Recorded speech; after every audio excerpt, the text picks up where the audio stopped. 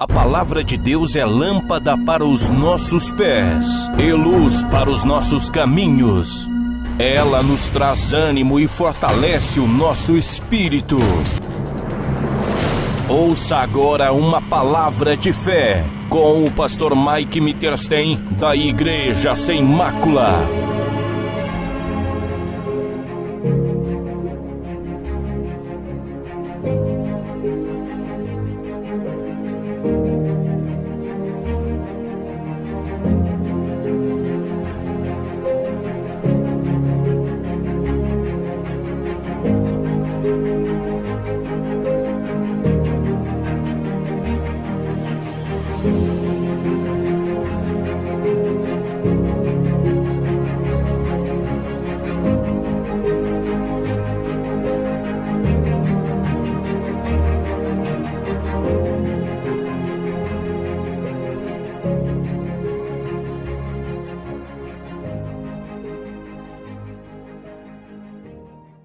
Apocalipse capítulo 3, versículo 14. Apocalipse 3, 14. Último livro da Bíblia. Por gentileza, se alguém tirar sua atenção, saia do lado dessa pessoa, senta em outro lugar, não deixe ninguém tirar sua atenção, por favor, porque o momento mais importante do seu dia é esse, é a da palavra. E conhecereis a verdade e ela vos libertará. Vós estás limpo pela palavra que eu vos tenho pregado. A fé vem pelo ouvir e ouvir a palavra de Deus. Você pode ver que tudo procede da palavra. Entra uma pessoa perturbada na igreja, a gente vai botar a mão na cabeça dela, fazer a oração forte de libertação. Pessoa, você acha que ela vai sair liberta daqui? Hein, gente? Não, o que vai libertar ela é o quê? Palavra. Nós sabemos que a palavra, ela revela o mais íntimo do nosso coração, do nosso ser. Se não for pela palavra, o homem não consegue compreender os atributos de Deus. Porque os atributos de Deus são imutáveis e eles são revelados através da palavra e através do Espírito Santo. Se você não tiver o Espírito, você não compreende a palavra. E se você não compreende a palavra, você não é liberto. Então tudo provém da palavra. Não adianta você, talvez, encher a caixa de mensagem do pastor pedindo oração, quando você não coloca a palavra em prática, não vai adiantar de nada. Então, cuidado, pessoal, porque pode ter certeza que o momento em que o diabo mais tenta trabalhar, colocando sono, colocando cansaço, colocando você distraído com tantas coisas, é no momento do quê? Da palavra. Não tem outro momento, não é na oração, não é no louvor, é sempre na palavra. E se você sair daqui com a palavra, você saiu com tudo, pode ter certeza disso. Amém? Apocalipse 3,14 diz assim: carta à igreja em Laodiceia. Todos acharam, gente? Ao anjo da igreja em Laodiceia escreve: essas coisas diz o Amém, a testemunha fiel e verdadeira, o princípio da criação de Deus. Olha o que ele fala: conheço as suas obras, que não é frio e nem quente. Quem dera fosse frio ou quente. Assim, porque és morno e nem és quente, nem é frio, estou a ponto de vomitar-te da minha boca. Tem versão que diz assim: vomitar-te-ei da minha boca.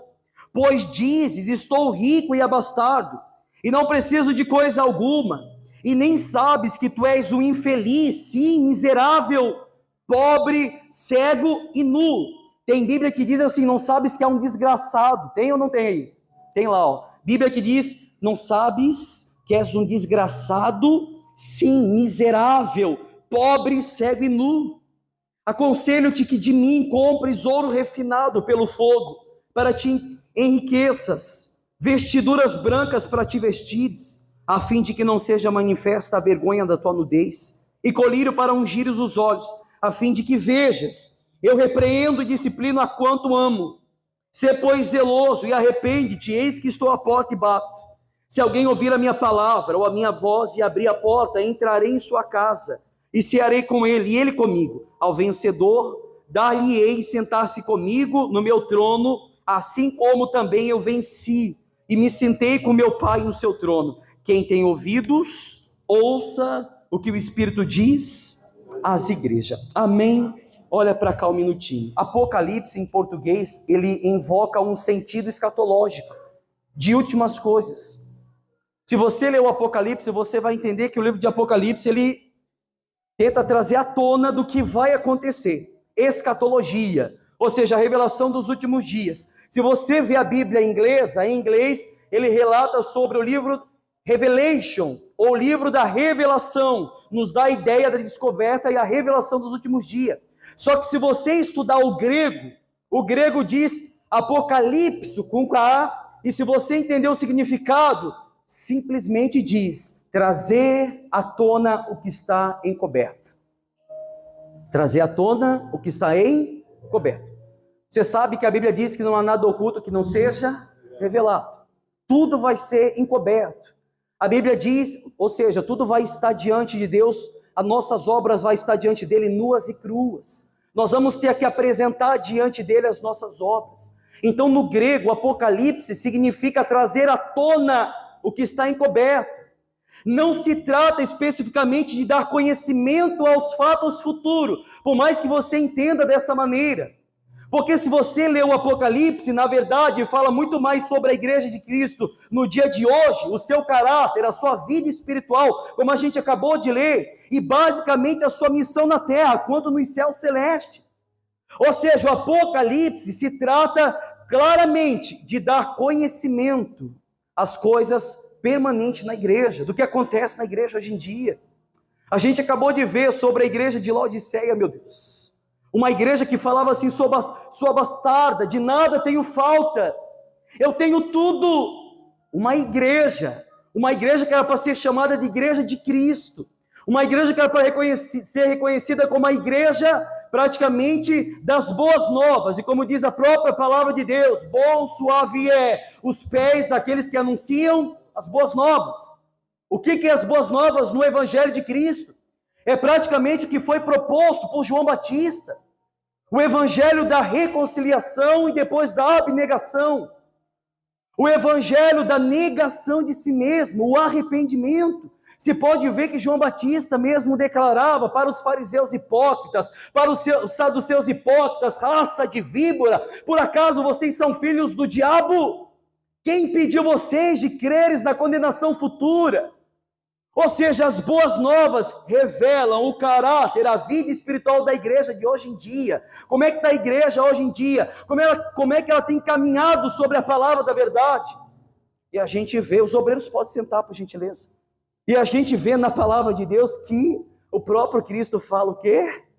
Você diz que você é rica, você diz que não tem falta de nada, mas você não sabe que é uma desgraçada. Olha o termo que o próprio Cristo usa para a igreja, meu Deus.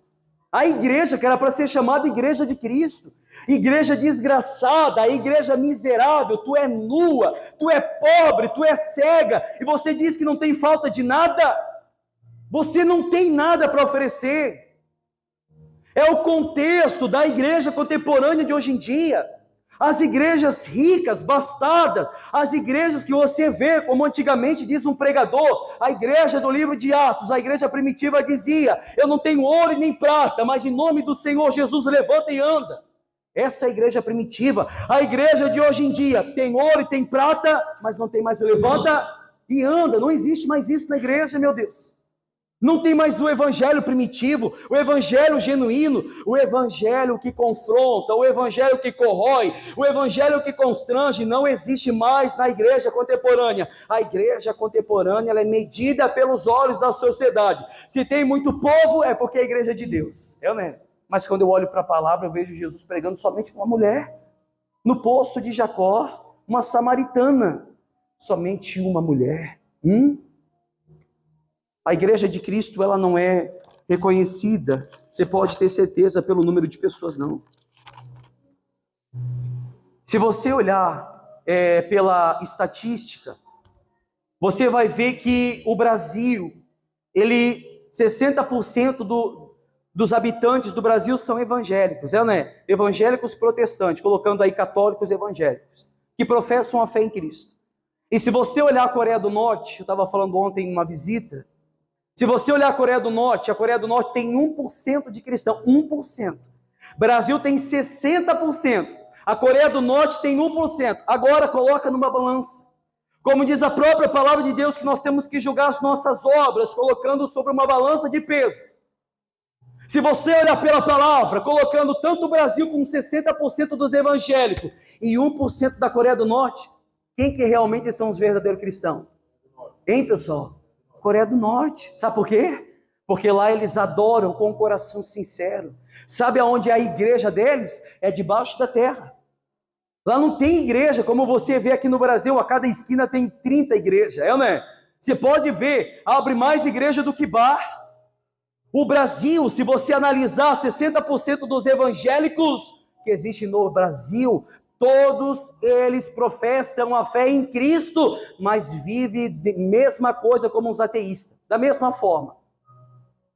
As obras desses evangélicos brasileiros que professam a fé em Cristo se assemelham aos ateístas, porque dizem que creem em Deus, mas vivem totalmente de forma diferente do que a palavra manda fazer. É ou não é? A carta de Jesus às igrejas da Ásia, que são as 7, possui 2 funções básicas. Presta atenção, por favor, para você entender. A primeira é revelar os critérios pelos quais o Senhor Jesus há de julgar a sua igreja. Nós a julgamos por valores externos e visíveis. Veja bem que a sociedade em si, ela julga a igreja por valores externos e visíveis, por aquilo que a gente pode ver, por aquilo que a igreja é, por aquilo que a igreja acrescenta na sociedade. Hoje os maiores políticos estão dentro da igreja. Hoje em dia os obreiros não saem mais para ganhar almas para Cristo, mas saem para ganhar voto para os políticos da igreja. Se eles tivessem o mesmo ânimo, a mesma força, rigor, a mesma vontade, como eles saem para tentar atribuir na igreja rica, o mesmo número de votos que eles conquistam para dentro da igreja, para esses políticos, trazendo assim pessoas que estão lá no mundo, essas almas caídas, essas almas que estão corrompidas, essas almas que estão necessitadas, eu garanto para vocês que a igreja teria uma outra condição espiritual, não a mesma que a gente vê hoje em dia. Uma igreja rica, que ao mesmo tempo é conhecida como uma igreja pobre. Uma igreja rica de benefícios, uma igreja rica daquilo que os olhos podem ver, mas uma igreja pobre daquilo que é eterno. Uma igreja pobre daquilo que o próprio Cristo ofereceu. Não devemos buscar aquilo que é de baixo. Deus fala assim: buscai o que é do alto. O próprio Cristo: buscai o que é do alto, o que as traças, o ferrugem não consome, o que o ladrão não mina. Temos que buscar aquilo que é eterno, meu Deus. As igrejas de hoje em dia estão mais preocupadas em encher igrejas do que trazer os salvos lá de fora. Você sabia disso? Como eu sempre falo, meu Deus. Eu estava falando há uns 2 meses atrás, é só você observar os folhetos evangelísticos. Como que é os folhetos evangelísticos das igrejas hoje? Tudo oferecendo, não é? Não tem nada que te tira. Vamos lá, está com dívida, vai para a igreja. Está doente, vai para a igreja. Está com casamento corrompido, vai para a igreja. Você tá passando qualquer tipo de problema, vai para onde? Vai para a igreja. Os folhetos evangelísticos, eles têm um poder de ludibriar a cabeça das pessoas. E quem aqui não está doente? Quem aqui não está endividado? Quem aqui não está necessitado? Se eu pedir para levantar a mão, a grande maioria da igreja vai levantar a mão. Se possível, até as cadeiras viravam do avesso. Porque nós sabemos que dentro da igreja, e a igreja de Cristo, a igreja de Atos capítulo 2, era uma igreja que oferecia salvação e não te oferecia riqueza. O que Pedro falou para Simeão no livro de Atos capítulo 8, versículo 20? O teu dinheiro seja para a tua perdição, porque entendesses que o dom de Deus se compra, não é gratuito. O dom de Deus é gratuito, e as igrejas fazem os membros comprarem salvação através do dízimo, através das campanhas, meu Deus, as idolatrias religiosas, o sincretismo religioso dentro da igreja. E muitos cristãos vão se levando a isso, aonde que se cumpre a palavra de Deus, que diz que o próprio Deus enviou o espírito do erro, para que eles possam crer na mentira. Olhando pela palavra da verdade, até a igreja que diz ser de Cristo, a igreja mentirosa, a igreja fictícia, que traz à tona um evangelho ralo, até ela é dirigida pelo próprio Deus. Vocês sabiam disso? Porque Jeremias diz o quê? que Deus coloca na igreja pastores segundo o seu coração.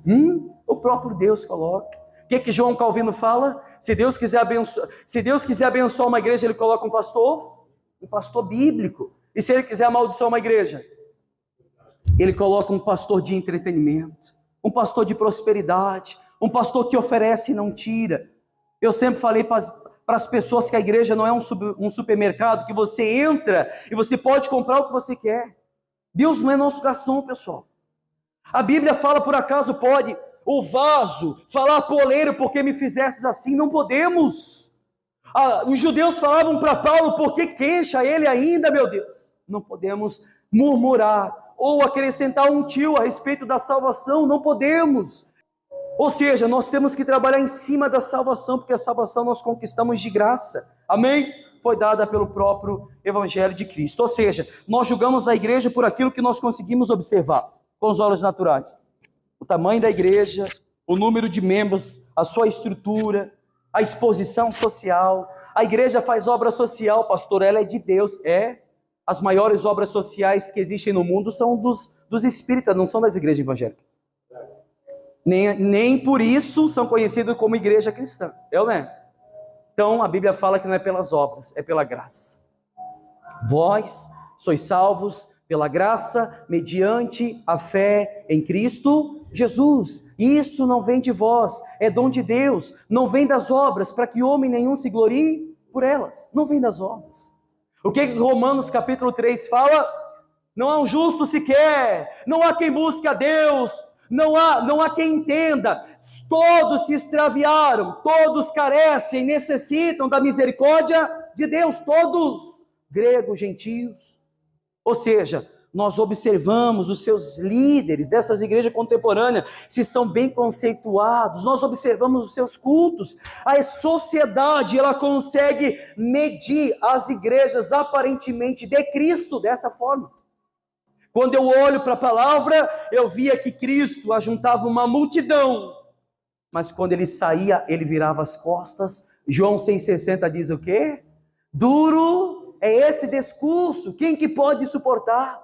Jesus fala, duro é o discurso, então quero ver quando vocês vê o Filho do Homem subir para a glória, voltar da onde ele veio. O discurso está sendo duro, a palavra está sendo rixosa, é porque vocês não sabem o que há de vir no último dia. Até os discípulos viraram as costas para Cristo, meu Deus. Até os discípulos viraram as costas para ele. Porém, se a gente observar pela palavra, os critérios de Jesus são bem mais particulares e giram em torno de valores mais eternos do que passageiros. Tem um filósofo cristão, o nome dele é Charles Kerman, ele diz assim: nada do que tocamos é eterno, nada do que a gente pode tocar é eterno, nada. Pastor, mas a palavra é eterna, mas essa Bíblia que você tem na mão, vai chegar um dia que ela vai desaparecer, né? Então, em si, a estrutura, a Bíblia física não é eterna, ela vai desaparecer.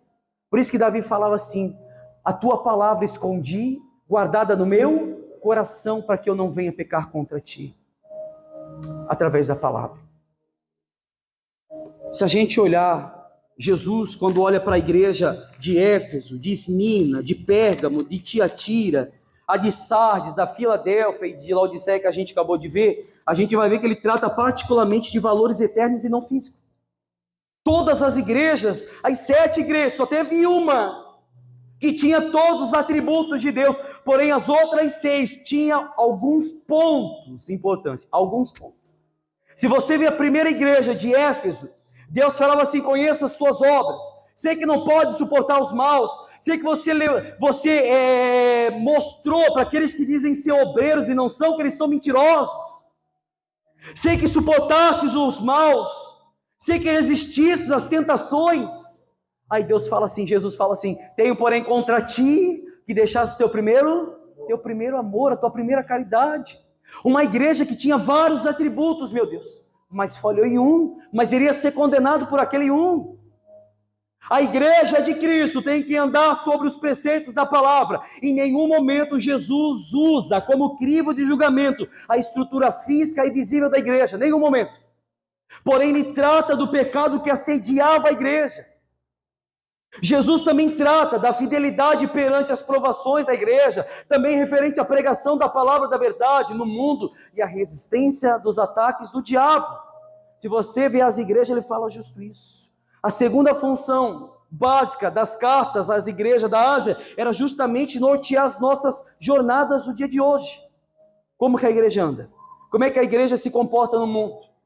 Porque a gente vê que hoje em dia a igreja, para tentar conquistar o mundo, eles se fazem semelhante ao mundo. Não é? A igreja não é mais separada. A igreja não é mais ataviada. A igreja não é mais adornada. A igreja não é mais sem mácula. A igreja de hoje em dia ela é com mácula. O que significa mácula? Pecado, sujeira, podridão. Por isso que quando Deus chama Ezequiel no capítulo 8, Ezequiel capítulo 8 vai dizer assim, as abominações dentro do santuário. Deus fala para Ezequiel, filho do homem, está vendo o que eles estão fazendo dentro do meu santuário? Me tiraram de fora da minha casa, fazem um buraco na parede, vedes nas paredes, diante das imagens dos ciúmes, as imagens de adoração, as imagens de répteis, tudo aquilo que eles estão adorando, meu Deus. Tiraram o Deus de dentro da igreja, tiraram a palavra, tiraram o Cristo da palavra e colocaram as imagens de adoração. O homem amante de si mesmo, o homem presunçoso, o homem avarento, meu Deus, o homem amante de si mesmo, como a gente sempre fala, o pastor prega no altar, mostrando a realidade de um valor mentiroso que um ser humano tem. Quando eu olho para a palavra, Paulo dizendo, miserável homem que sou, quem pode me livrar do corpo dessa morte? Eu dou graças a Deus por Jesus Cristo. Paulo mostrava que entre todos os pecadores, meu Deus, ele era o principal. Paulo fala assim, entre todos os pecadores, eu sou o principal. Não havia valor humano dentro dele. Paulo falava assim, se tem uma coisa que eu tenho que me gloriar é o quê? Na cruz de Cristo. Paulo falava assim, aquele que nós pregamos, sim, é Cristo crucificado. Esse nós pregamos. Porque quando você olha para a palavra e vê a crucificação de Cristo, e se um morreu por todos, logo todos morreram.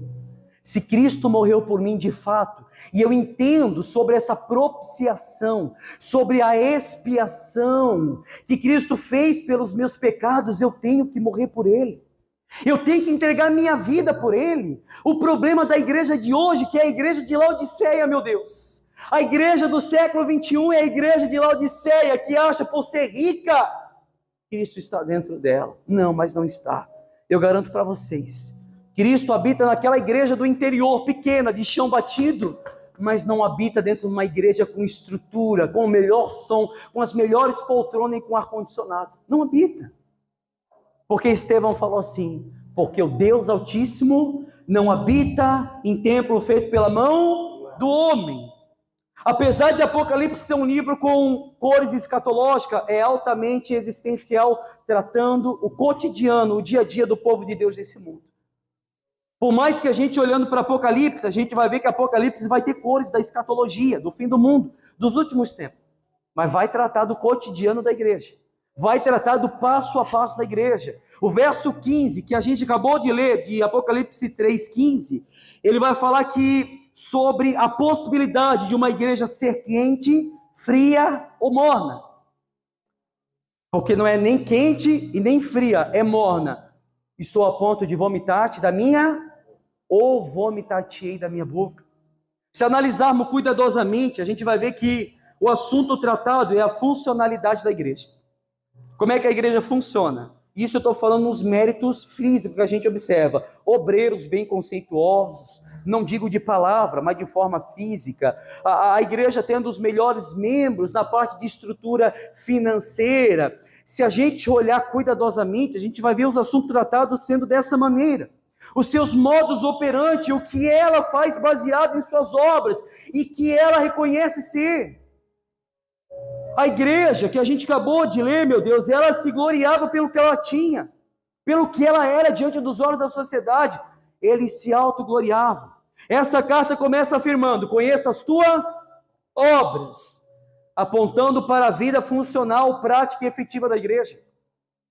Deus conhecia as obras de Éfeso, de Filadélfia, de Tiatira, de Laodiceia, de Sardes, ou seja, ele conhecia todas as obras dele, e ele continua dizendo que não és quente e nem fria, você é morna. E essa é basicamente uma afirmação de desejo da parte do Senhor, porque ele diz, quando Jesus afirma à igreja de Laodiceia, que desejava que a igreja fosse quente ou fria, não há indício para crermos que fosse uma expressão de ironia. De fato, Jesus queria que a igreja fosse quente ou fria, mas ela era morna. Ela não tinha nem dentro dela a terminologia de ser quente ou uma igreja fria. Para que a gente possa entender essa afirmação, a gente precisa lembrar que Laodiceia, vamos entrar na didática de Laodiceia. Ela era uma cidade pequena, uma cidade localizada entre duas grandes cidades na sua região. Ao norte, Hierápolis, e ao sul, a igreja que a gente conhece, que é Colosso. A igreja de Colosso ao sul e Hierápolis ao norte. Hierápolis, ele era conhecida em toda a região por suas fontes de águas geladas, frias. Era praticamente uma espécie de oásis, ou seja, um abrigo no verão, um retiro de verão, aonde as multidões se deleitavam, indo até essa cidade, por ter as águas frias. Segundo Origen, na entrada da cidade havia uma descrição com os dizeres, lugar de refrigério. Então eles conheciam Hierápolis como o lugar de refrigério, uma igreja fria, e Laodiceia estava no meio. Na banda do norte, Hierápolis, no meio, Laodiceia, e na banda do sul, a cidade de Colosso. E se a gente vê Colosso ao sul, era uma cidade mais conhecida ainda, pelas suas fontes de águas quentes, suas fontes de águas termais, sobre as quais dizia possuir poderes medicinais e terapêuticos, usada por pessoas com problema ósseo, reumáticos e respiratório, entre outros problemas, conhecido como um lugar de cura. Então, a cidade de Colosso, ele era conhecido como a cidade da cura, por ter águas termais, águas quentes. Hierápolis era uma cidade com águas frias, e entre essas duas cidades estava quem? Laodiceia. Nem quente e nem frio. Quando o Senhor afirma para Laodiceia que não é quente nem frio, a gente poderia parafrasear que essa igreja não possuía nenhuma das funções de causar refrigério às vidas que procuravam, como águas frias de Hierápolis, como também não possuía as funções terapêuticas de alívio aos aflitos, conforme as águas quentes de Colosso.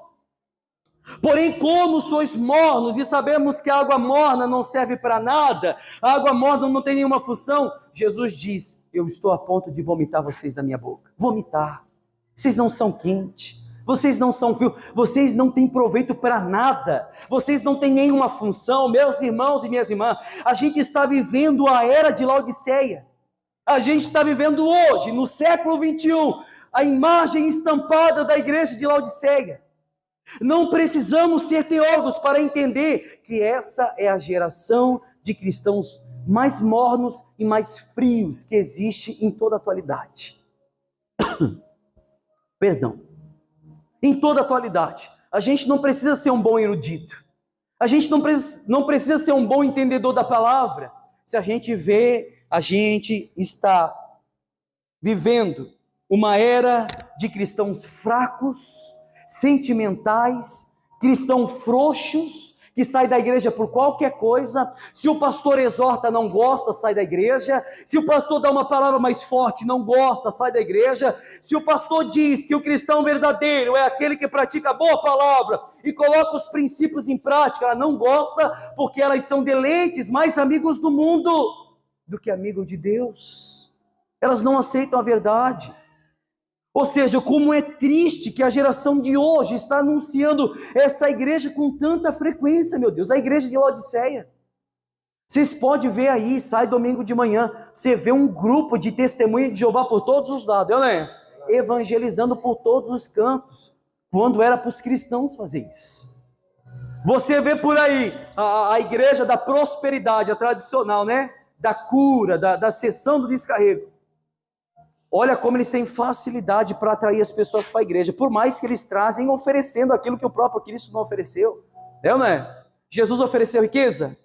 Hein, pessoal? Não ofereceu riqueza. Porque Timóteo 6,9 diz o quê? Que aqueles que querem ser ricos caem em várias tentações e muitas concupiscências de engano, porque o amor ao dinheiro é a raiz de todos os males. E tu, homem de Deus, foge dessas coisas. Milita a boa milícia, a fé, a esperança e o amor.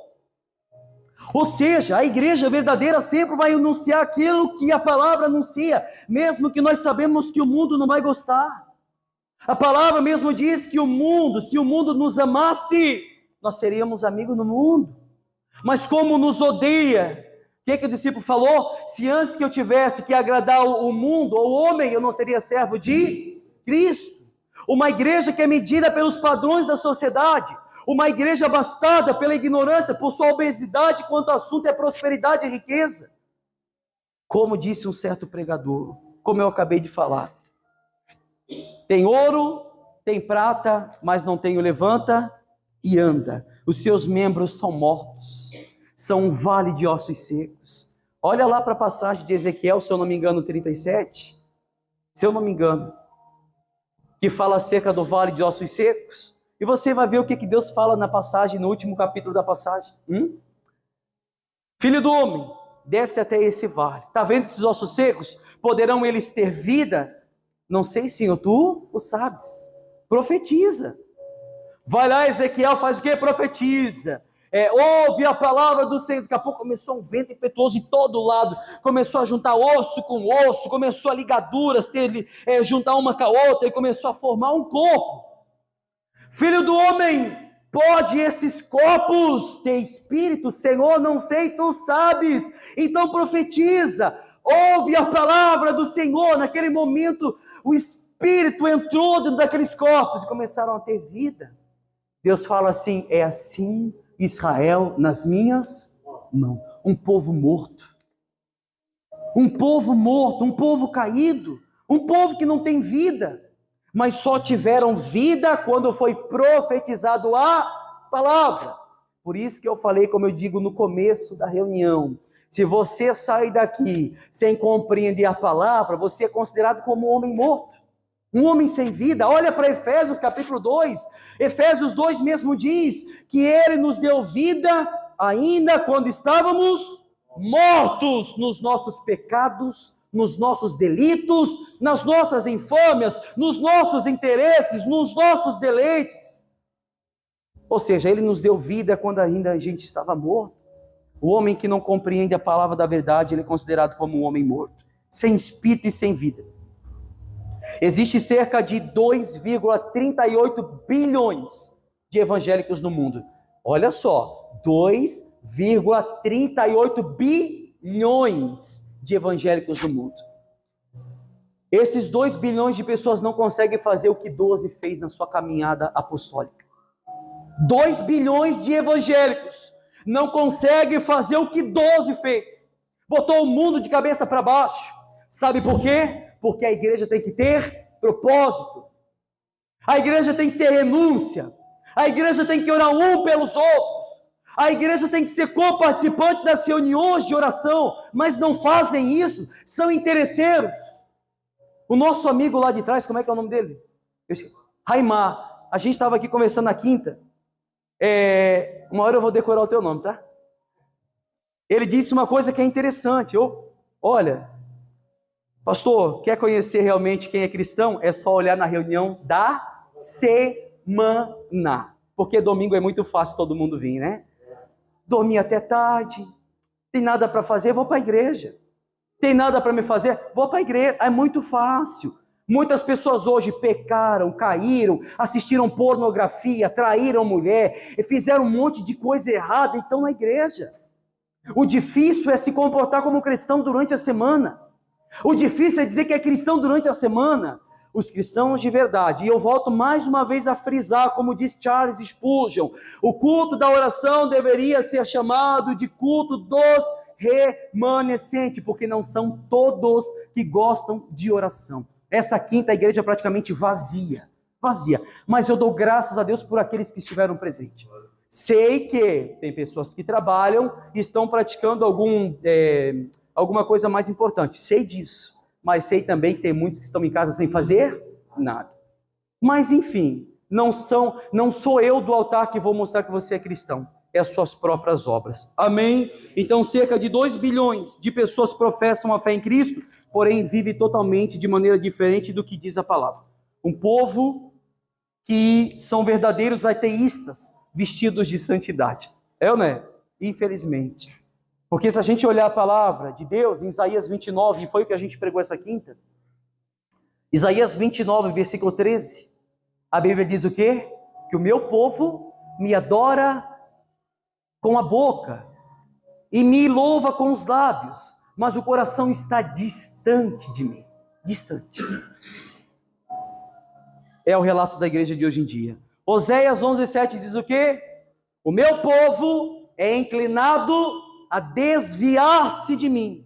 Para muitos cristãos, o número de membros em uma congregação é o que revela ser de Deus ou não, infelizmente. Não podemos nos esquecer que quando Jesus falava acerca da eleição incondicional, no livro de João 6,60, o povo virou as costas para ele. O povo virou as costas, não somente o povo, mas também os discípulos. O que mostra uma igreja ser de Deus ou não é o zelo que eles possuem pela palavra da verdade. Porém, não somente isso também, mas ter o prazer de anunciar esse Cristo para os que estão lá de fora. Amém? A igreja de hoje falha em produzir um avivamento com arrependimento e mudança de coração dos homens. Como Jonas, no capítulo 3 do seu livro, no versículo 4, ele mesmo fala, Jonas andou o dia inteiro, você pode ler lá, Jonas capítulo 3, versículo 4 diz que Jonas andou o dia inteiro em Nínive e proclamava, dentre 40 dias, Nínive será destruída.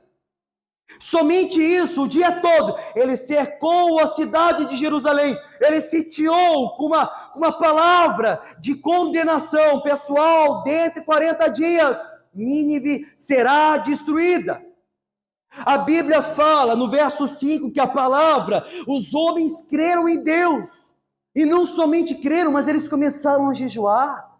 A Bíblia fala que as mulheres, as crianças e até os animais levantaram um jejum, por causa de uma única frase que Jonas pregava: dentre 40 dias, Nínive será destruída.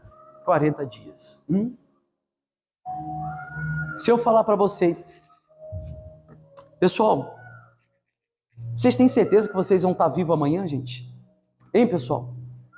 Hein, gente? Para que essa dúvida? Vocês têm certeza? Eu não tenho certeza. Eu volto a frisar o que a gente sempre fala. Quem vai trabalhar amanhã aqui? Quem vai trabalhar? Vai trabalhar? Colocou o celular a despertar? Sim ou não? Colocou o celular a despertar ou vai colocar o celular a despertar, né? Isso é fé, porque você não sabe se você vai acordar. Só que a Bíblia diz o dia em que o homem se pôr ou parecer ante o tribunal de Deus para ser julgado pelas suas obras. Hoje nós estamos aqui e Tiago mesmo diz o que é a sua vida ao homem, a não ser uma neblina que logo aparece e depois some. Nós não sabemos o dia de amanhã. Por isso que a Bíblia diz que se o pai de família soubesse a hora que o ladrão viesse minar sua casa, ele estaria preparado. Ele estaria preparado. Se a igreja de Cristo soubesse o momento em que Cristo viesse para buscar a noiva ataviada, a noiva adornada, eles estariam preparados. Serão como aquelas virgens loucas. Dai-nos um pouco do azeite, senão perecemos. O que as prudentes falavam? Não, vai buscar, vai comprar nos mercados, que não falte a nós também. As prudentes entraram no reino celestial e as loucas batiam na porta: abre-nos, Senhor, abre. Eu não vos conheço. Afasta de mim, vós que praticais a iniquidade, pro lago que arde com fogo e enxofre. O problema é que tem muitas virgens loucas dentro da igreja e são poucas as prudentes. A Bíblia coloca ali meio a meio, meu Deus, mas dentro da igreja existe muito mais virgens loucas do que virgens prudentes. Se você vê em 1 Pedro 4,17, a Bíblia diz que a casa de Deus será julgada primeira. A Bíblia diz que o julgamento passará primeiramente pela casa de Deus. Primeiro nós vamos ser julgados. Aliás, quem vai ser julgado são os homens do pecado, não é? Porque a Bíblia diz que aqueles que morreram em Cristo hão de ressuscitar primeiro. E nós que permanecemos vivos, vamos se encontrar com Ele aonde? Nos ares. Se encontrar com Ele. Vai estar diante do tribunal de Deus todo homem que peca consciente e sabe disso. Porque não vem me dizer que você não sabe no ato do pecado que você não está cometendo, porque vocês sabem, meu amigo. O pecado é ruim ou é bom? Hein, gente? É bom, porque se fosse ruim ninguém pecava, meu Deus. Ninguém pecava. Então Jesus rompe a fachada e expõe a verdade sobre a igreja de Filadélfia. Ela não é o que pensa ser, ela não é o que diz ser. Ela não é rica e sim pobre. Ela é infeliz e preste a experimentar a tormenta de um julgamento justo. A tormenta de um julgamento justo. Ou seja, como dirá os homens nos últimos dias: cai sobre nós, ó montes! Cai sobre nós, outeiros, porque não iremos suportar. Amém, gente?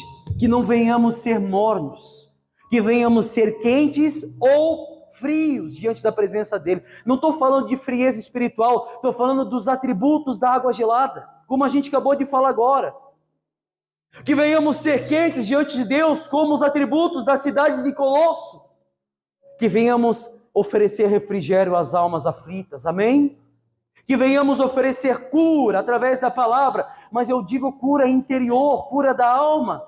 O evangelho do arrependimento, mostrando a clareza e o reflexo do que é o evangelho de Cristo aos homens perdidos, caídos e debilitados. Porque a palavra mesmo diz que o próprio Cristo, quando prega Isaías dentro do templo, eis que o Espírito Santo do Senhor me ungiu para pregar as boas novas aos cativos, aos quebrantados. Amém, pessoal?